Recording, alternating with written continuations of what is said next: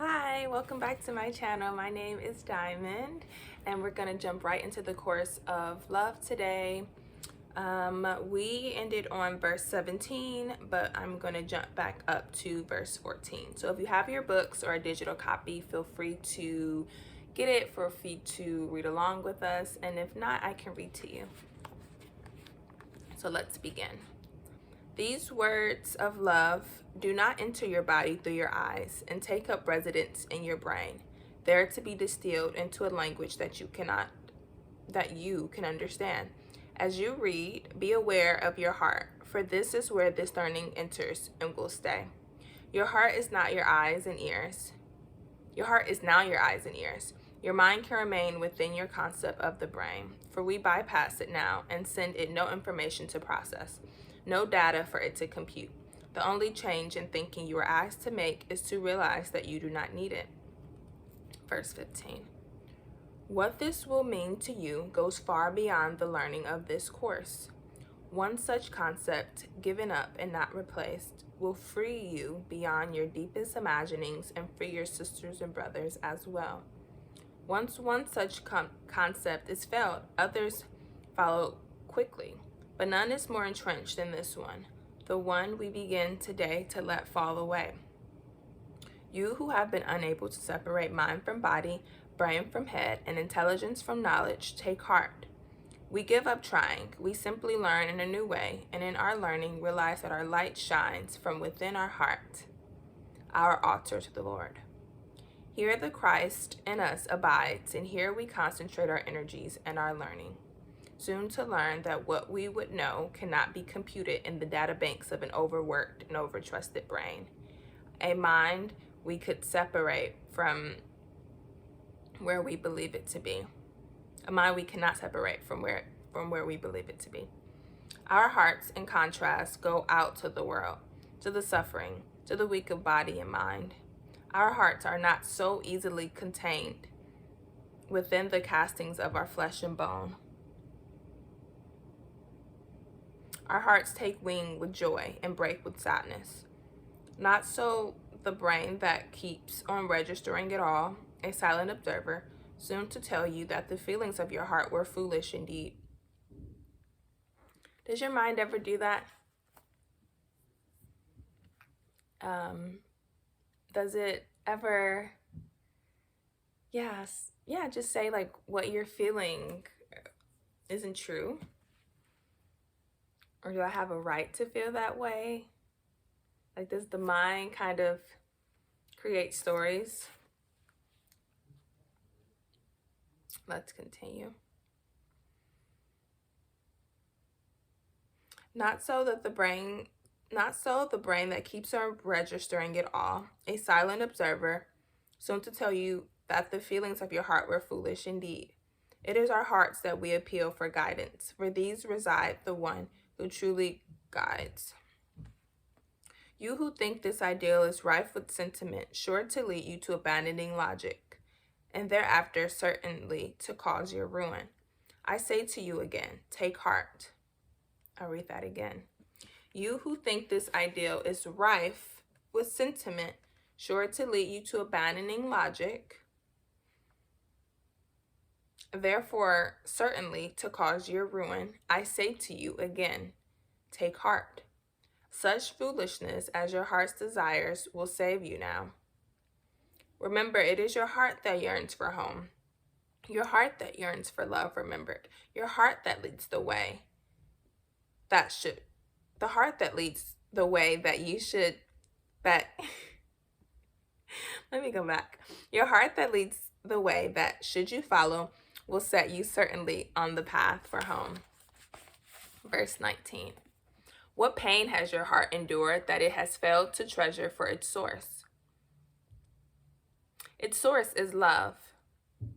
And what greater proof need you of love's strength? Such pain as has your heart endured would surely be a knife to cut through tissue. A blow to the brain would stop all functioning, an attack upon the cells far greater than any cancer. The pain of love, so treasured that it cannot be let go, can and does indeed attack the tissue, brain, and cells. And then you call it illness and allow your body to let you down, still and always holding love into yourself. So it's also, so it, like, what this is bringing to mind is like the way that our mind creates stories, that like pain and loss is tied to love. Like to not experience pain and to loss, and to not experience pain and loss, we wouldn't be able to love, or love, like how would we know love? How would we like feel love? Like because we have misinterpreted, we have mislabeled, what love is, and then the feelings and the actions that we tie to love. It's almost like I'm saying in my mind, like wires are crossed and they're hooked up incorrectly. Like it's going the wrong way. The wires are in different, yeah, they're just mismatched. They're crossed. So let's keep going. Verse 20. Must pain accompany love and loss? Is this the price you pay? You ask for opening up your heart. And yet, should you be asked if you would have other than this love, you would not answer yes. What else is worth such costs, such suffering, so many tears? That's the mind. That's the stories we create. What else would you not let go when pain comes near, as a hand would drop a burning ember? What other pain would you hold closely, a grief not to be given up?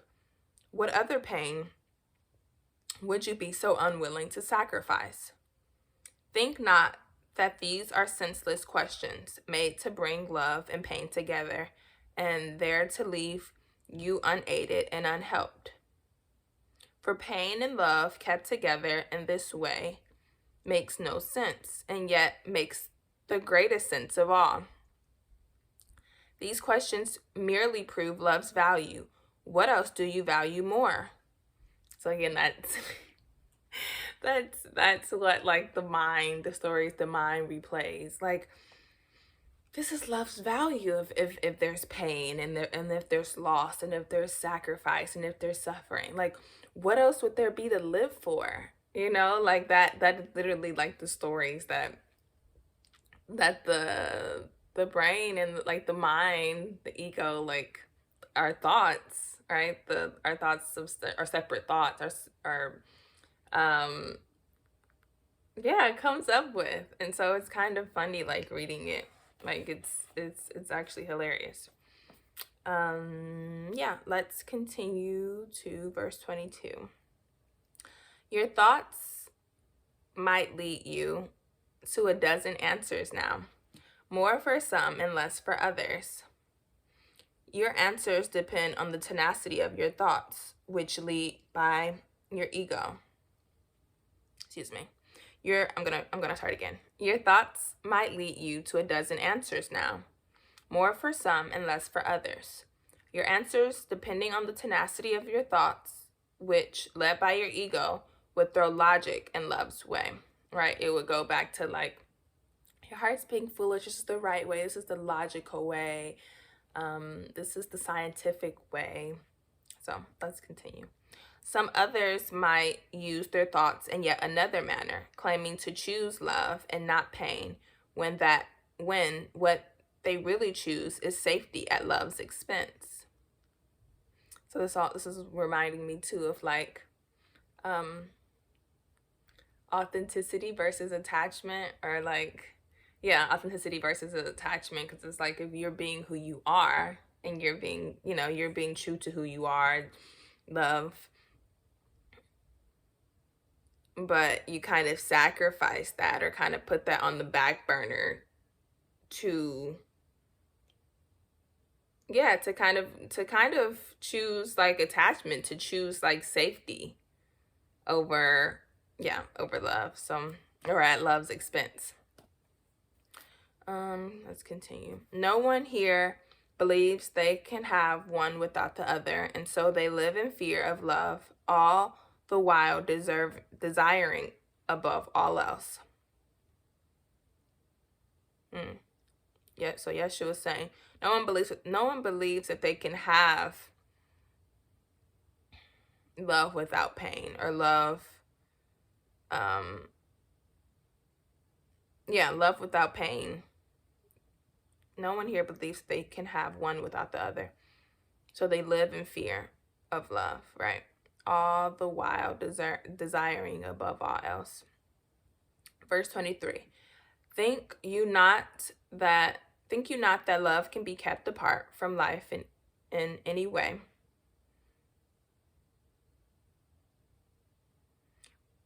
But we begin now to take life's judgment from it, the judgments gained by your experience. Excuse me. I'm going to start over. Let me start over. Verse 23. Think you not that love can be kept apart from life in any way. But we begin now to take life's judgment from it, the judgments gained by your experience, judgment based on how much love you have received and how much has been withheld from you. We begin by simply accepting the proof we have been given of love's strength. For this, we will return to again and again as we learn to recognize what love is.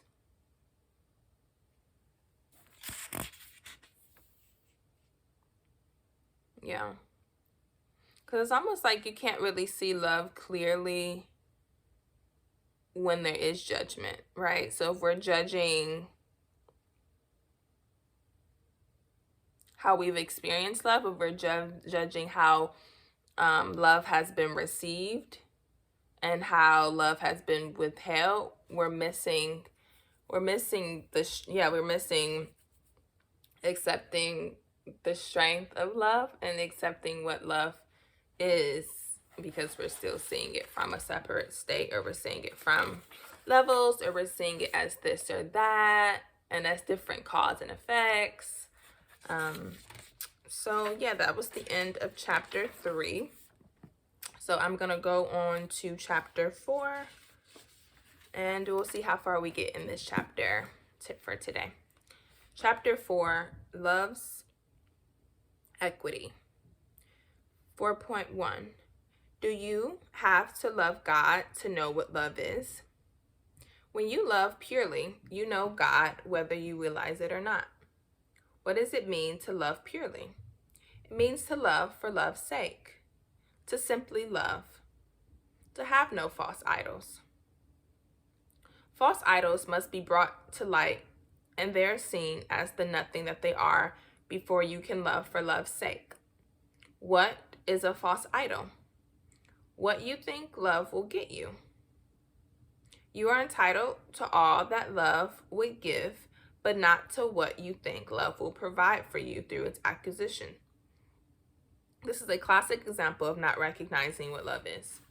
So I am going to reread that verse. So we start off by saying, do you have to love God to know what love is?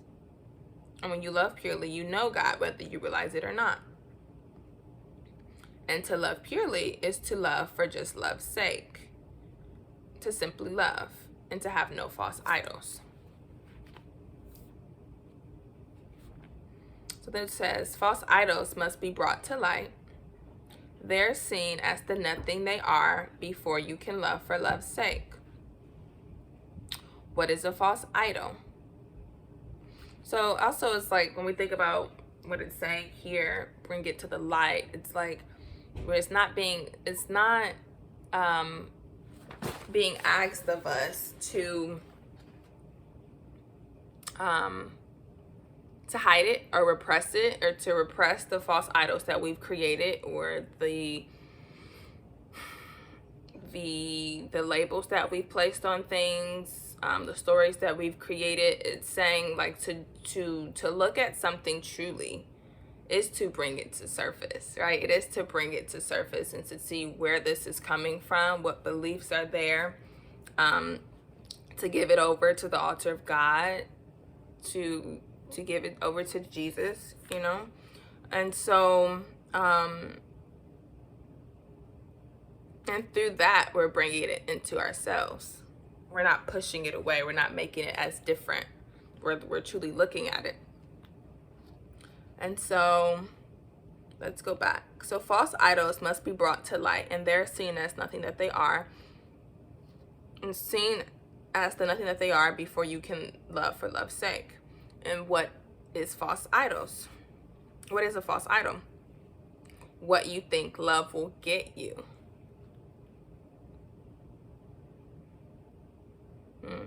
So that even has to do with like the relationships that we create, or the relationships that we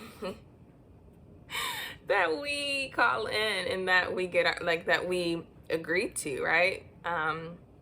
Whether it's a relationship like, I think I'm gonna get more safety, or because this person has more, like, has financial stability, then I can leverage off this person, or I'm gonna take this job for this reason, or I'm gonna do this for this. Like, it's doing something to get it, not from a genuine, like, like, it's almost like you're not attached to it. You're not attached to the outcome. You're not attached to, like, to having a certain level of control, if that makes sense. Like, there's so many things that pop into my mind when I think of to love, like, loving or doing something because of what we'll get. So the false idol is what you think love will get you. You are entitled to all that love will give, but not to what you think love will provide for you through its acquisition. This is a classic example of not recognizing what love is. Yeah, so, like, yeah, we're entitled to all that love would give, and to be able to, giving and receiving that, but not, but not to what we think love will provide to us from a place of need, or from a place of lack, from a place of thinking that we don't have what we need within us. And that if we look out there, if we look out into the world, into the other that we've created, that we can get something that's not already within us. So let's move on. That was a long explanation, but I felt called to share that. So let's continue to verse 3. Love and longing are so intimately attached because they join together at the moment of separation, when a choice to go away from love and a choice to return were birthed in unison.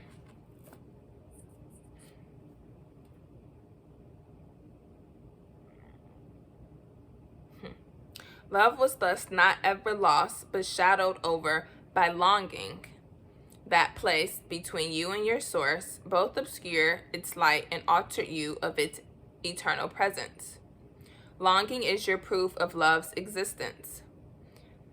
For even here you would not long for what is not remembered. Let's continue.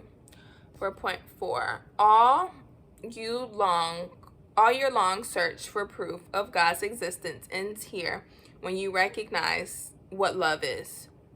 And with this proof is proof of your existence established for yourself. Excuse me, I jumped a line. And with this proof is proof of your existence established as well. So when we recognize what love is, and we recognize the proof that is being given to us, our existence is also established at the same time. For in your longing for love, you recognize as well your longing for yourself.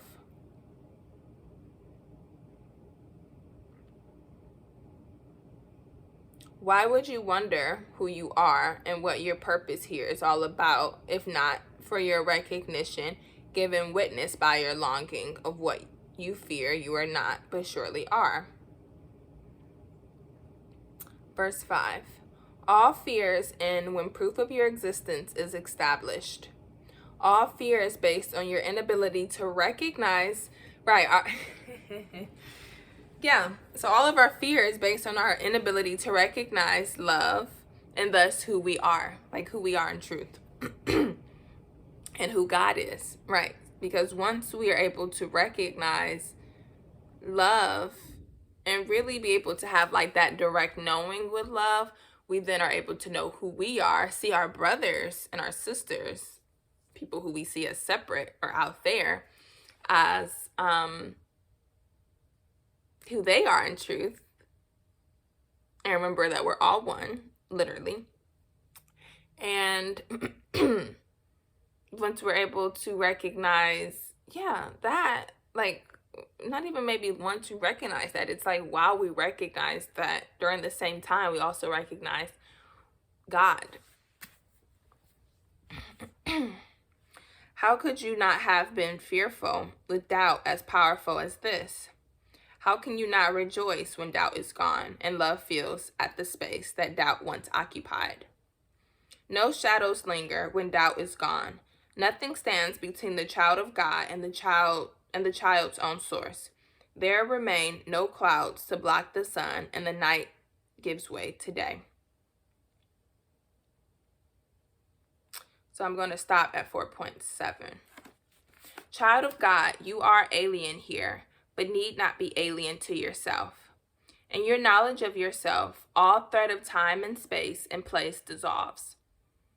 You may still, right, because it's like once we recognize ourselves, what we've created changes, right? Like literally you can bring like heaven to earth, right? The thought, the thought and the frequency of peace and of ease, bringing that down to like what we've created, and even our creations change, right? They become more in tune and aligned with who we know ourselves to be. And so we're no longer creating from a place of lack or a place of doubt or a place of miscreation, maybe. Yeah. Miscreating. And that knowing that like earth, like we're here to play, we're here to experience the full gamut of emotions, the full gamut of all types of experiences. But once we truly understand who we are, we're not so attached to the form that we're seeing. We're not so attached to the comings and goings of situations. We're no longer attached to the, to needing to feel pain, right? We're able to recognize that duality exists and will probably continue to exist here on the earth. But that we can have that heaven on earth. We can have that, like, yeah, I know, you're able to know what is true and who you are until you're able to create in a whole different way. And yet life is just so, like, there's a lot more amusement, a lot more levity, a lot more joy, a lot more play, a lot more peace and grace for those around us and for ourselves. And yeah, so let me continue on with this verse. I'm going to start again on verse 6. Child of God, you are alien here, but need not be alien to yourself. In your knowledge of yourself, all threat of time and space and place dissolves. You may walk in alien land, but not in a fog of amnesia that obscures what will be a brief adventure and replaces it with a dream of terror and confusion so rampant that no toehold of security is possible, and day turns endlessly into night in a long march toward death. Recognize who you are, and God's light goes before you, illuminating every path and shining away the fog of dreams from which you waken undisturbed. Love alone has the power to turn the stream of death into a walking awareness of life eternal. So it's just so, so beautiful. I love it. I love it. I love it. I love it.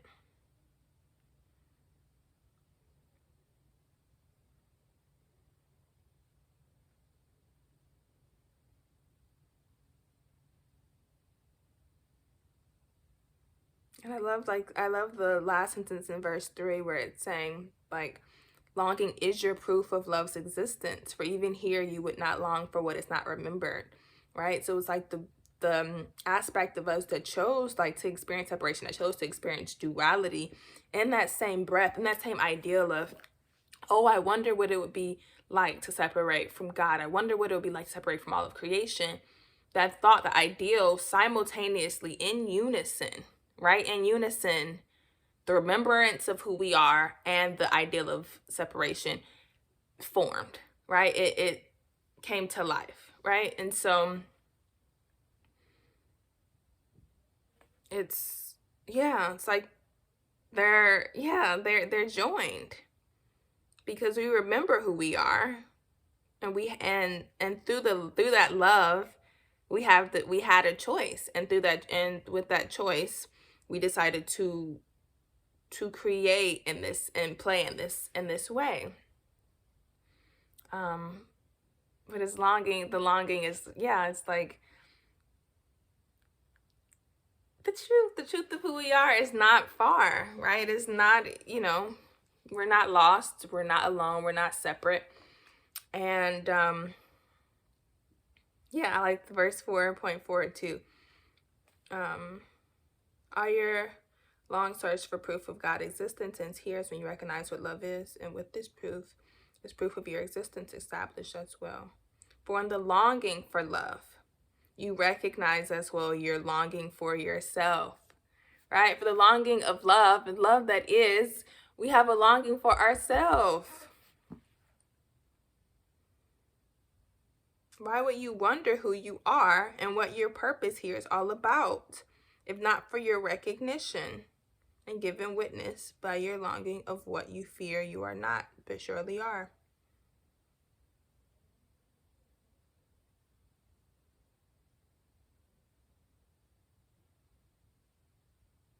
Yeah. I think that's truly what Yeshua is trying, this course is also to salvage our identity, but also it's like what we're here to do is also like that recognition of who we are. Because if we're longing for love, we're longing for ourselves. When we're longing for relationship, we're longing for relationship is love. Relationship is that, it's us. And so it's so like, yeah, it's just so, I love it. I love these words. And then all fear ends to prove your existence established, right? Like all fear is based on our inability to see what to know what love is, to recognize love. Right? It's not an action, but to recognize love, to recognize the cause and effect. Because if cause and effect are one, then the cause is love and the effect is love. Literally what we just talked about in 4.4. So yeah, I love this chapter, and I am really enjoying this book. And with this course, I keep calling it a book, but it's a course. It's a book within it, you all get what I'm saying. But yeah. So I am going to pick back up tomorrow. I'll try my best to make a video tomorrow. And yeah, I hope you all have a wonderful rest of your day. Thank you for watching. Bye.